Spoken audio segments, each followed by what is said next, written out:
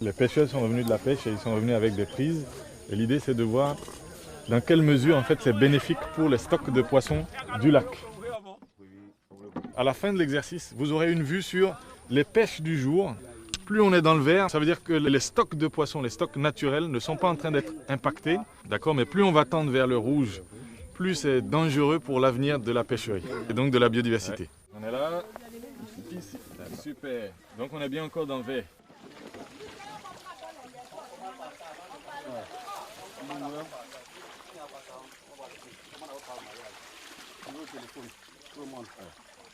Je suis un père qui passe par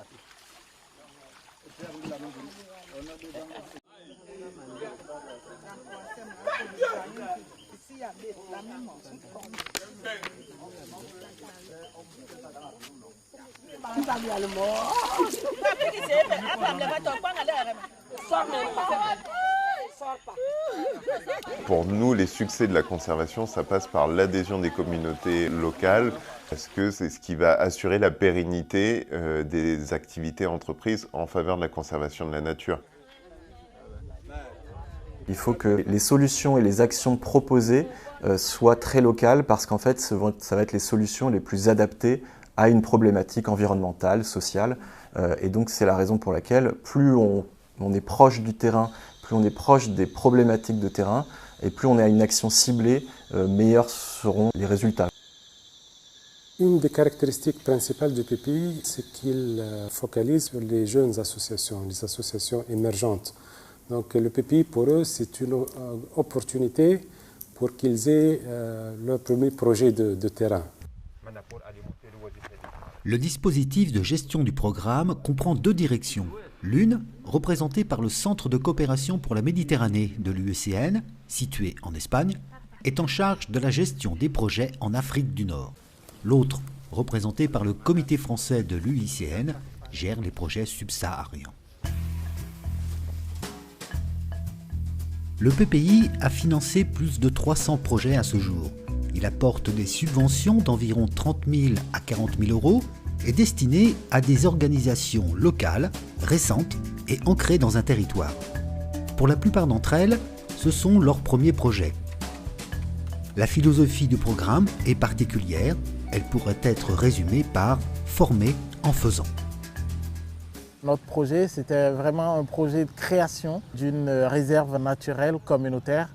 Et donc, avant ce projet-là, on était tout jeunes. On n'avait aucune expérience en matière donc, de conservation des ressources naturelles. Je continue à être un peu surpris de qu'est-ce qui véritablement a permis à notre partenaire de véritablement nous faire confiance. Mais je pense qu'en nous, il y avait quelque chose de profond.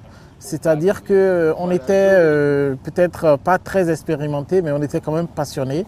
On avait une vision, peut-être qui n'était pas facile à transcrire, mais qui était perceptible quand même sur le terrain. Naturellement, ce sont les grandes organisations qui vont capter les financements et il n'y aura plus assez de financements qui pourraient bénéficier aux petites et jeunes organisations de la société civile. D'où l'idée d'avoir des guichets de subventions spécifiques dédiés à ces jeunes petites organisations de la société civile. Elles sont bien ancrées localement, elles ont une certaine légitimité, une efficacité que n'ont pas ou pas toujours ces grandes organisations.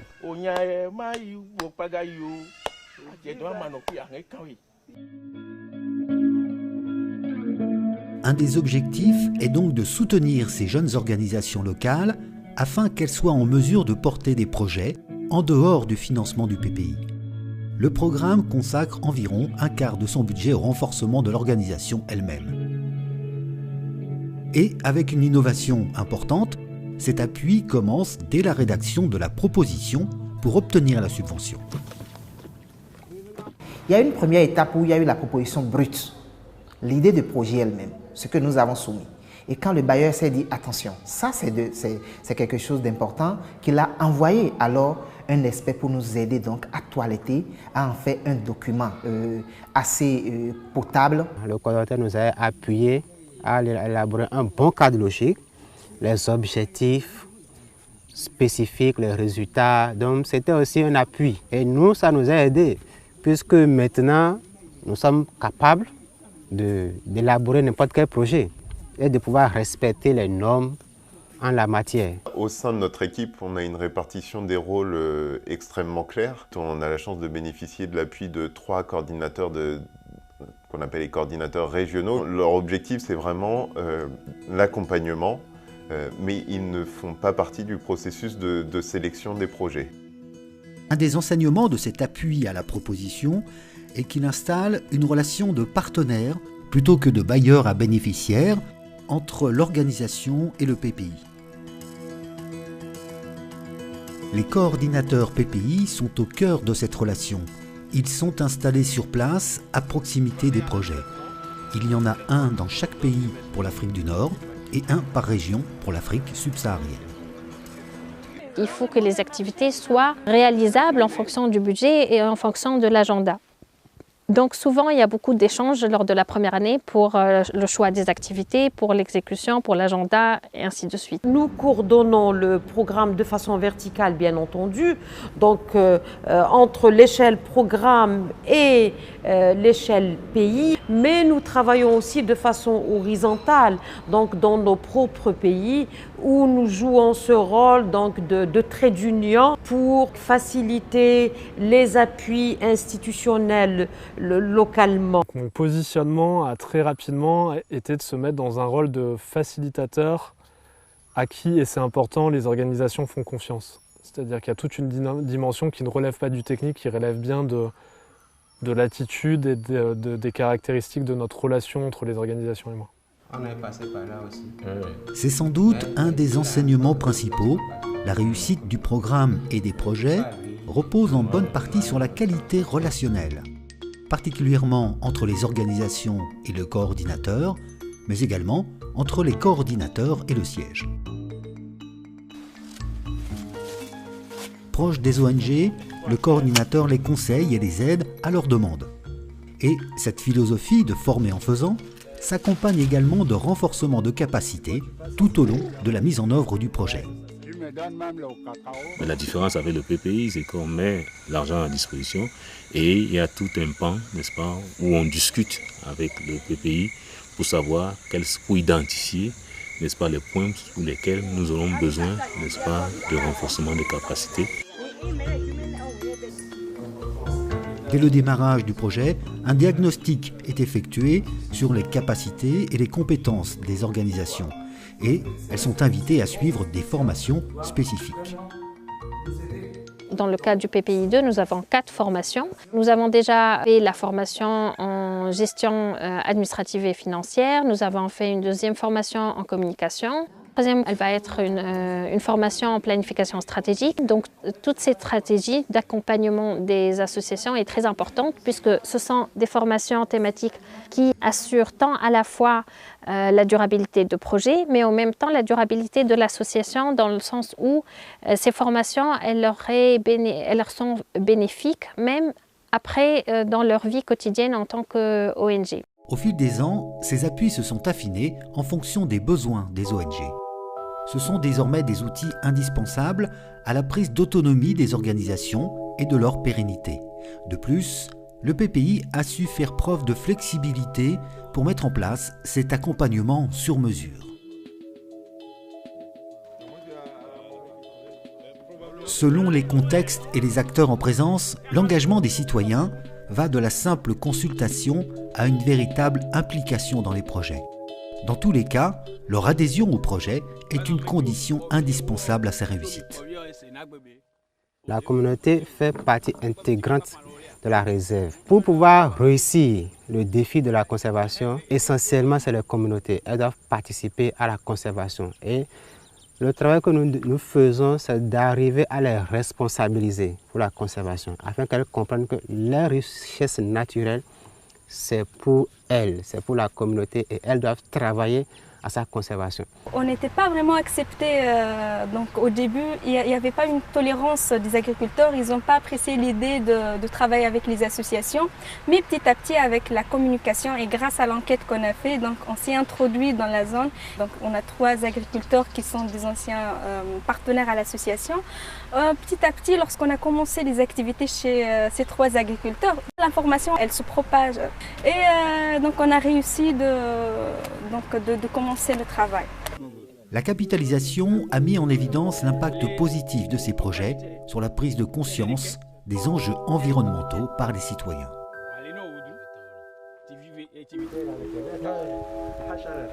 Les actions de conservation nécessitent la coopération des autorités publiques, qu'elles soient locales, nationales ou régionales.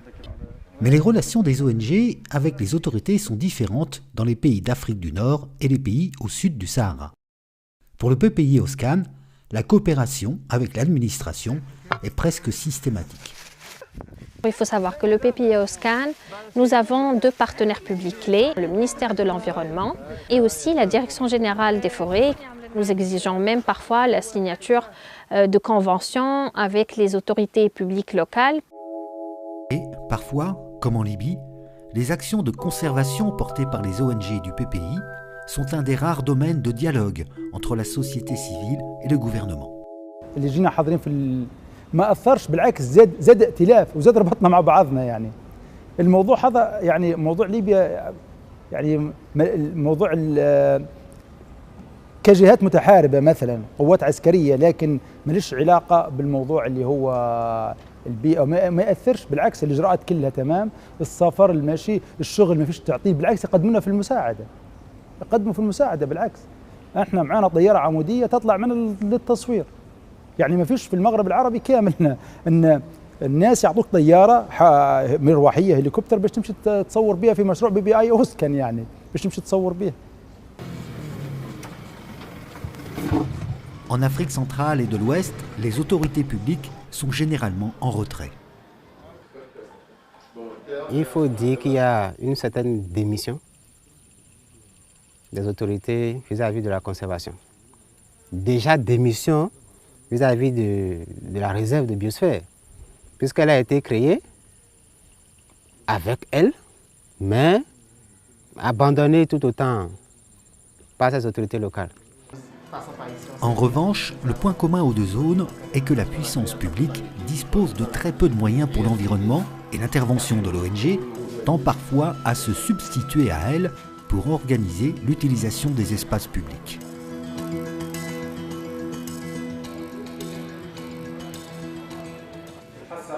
Le PPI encourage des liens entre les ONG. La plupart du temps, les relations s'établissent de manière informelle, d'une organisation à l'autre, assez souvent impulsées par le coordinateur.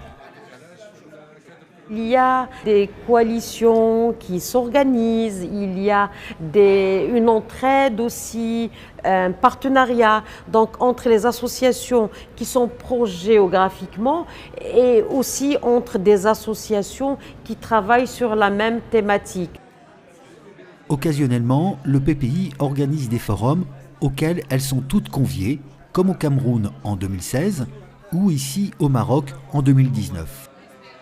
L'atelier actuel, donc, pour lequel on a invité toutes les associations bénéficiaires au niveau des 4 pays, donc ça sera une occasion pendant ces journées aux associations pour s'échanger sur leurs projets, sur leurs thématiques et identifier des cadres de collaboration futurs. Les associations, encore sans grande expérience, sont demandeuses de contacts et d'échanges avec les autres ONG. L'échange de bonnes pratiques entre pairs et la construction de communautés de pratiques relèvent pleinement de la philosophie du PPI.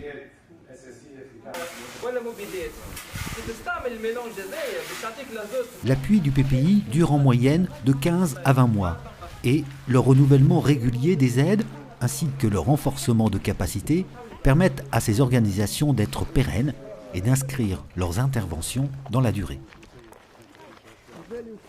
Quand c'est réussi, il y a à la fois la prise de conscience et la prise de confiance, non seulement d'une ONG ancrée dans le terrain, pas du tout exogène, et puis probablement c'est la meilleure légitimité pour qu'ensuite ça essaime, ça diffuse et que l'ensemble des riverains d'un parc ou des villageois puissent se retrouver, se reconnaître dans une action qui est initiée par un des leurs. Le PPI Oscan, je pense qu'il nous booste, il nous donne une dynamique qu'on ne nous connaissait pas en fait. On se rend compte qu'on est capable de faire des choses et qu'on peut convaincre surtout et qu'on arrive à avoir en fait notre place en tant qu'ONG parce qu'on a un objectif derrière et qu'il y a un soutien aussi, un accompagnement. Formerly, it was all about Emmanuel. But now I see that even tomorrow I'm not there, the organization will never die. And that is something that I'm so proud of. Le Lamentin doit sortir combien de temps, après combien de minutes pour respirer? 15 à 20 minutes. Aujourd'hui, le PPI a montré qu'il était efficace et méritait d'être poursuivi. 15 ans après son démarrage, près de 8 ONG sur 10 continuent leurs actions de conservation avec d'autres moyens financiers. Au moment d'envoyer les mesures hors de l'eau et que le tapis s'y bloque, ça va les empêcher de respirer.